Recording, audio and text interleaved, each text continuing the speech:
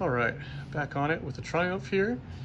Still kind of tearing down, but starting to explore the idea of rebuilding. I've started to get some parts in here, especially for the engine.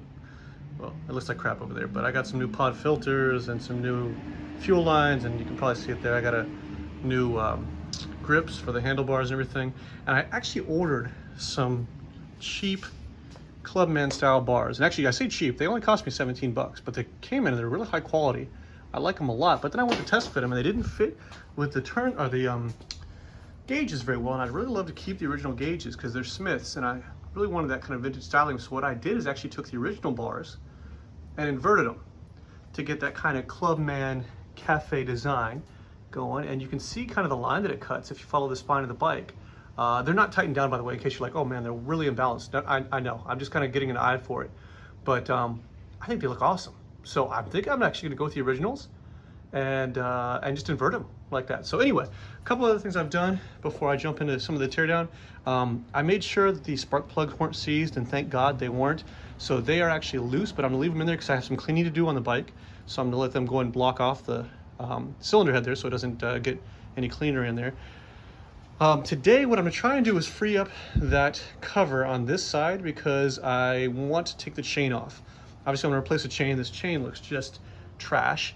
So that's gotta come off, but in order to get to it, I'm probably gonna have to take that cover off anyway, and then I might decide whether or not I wanna replace some gaskets on the engine itself, and then we'll continue the rebuild process from there.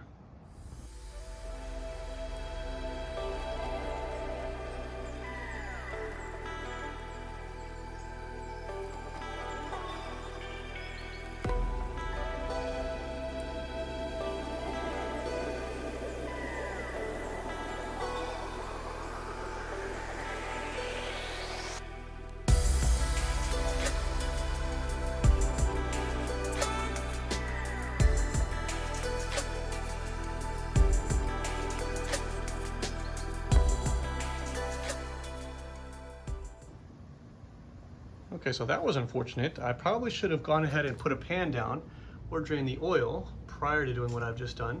There's some good sides and bad sides of this. The good side is, well, now I know there was water mixed in with the oil, so it needed to be drained anyway. Hopefully that just represents the fact that it was left outside and the water got in that way.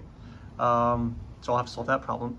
The other side of this is I can't fully free the side cover until I take the footrest off, because it interferes there. So I have to reach in behind and free that up so I can take the footrest off so that I can take the side cover off, and then ultimately free up the chain to get the chain off. So yeah, layer upon layer of misery, but we'll keep moving forward.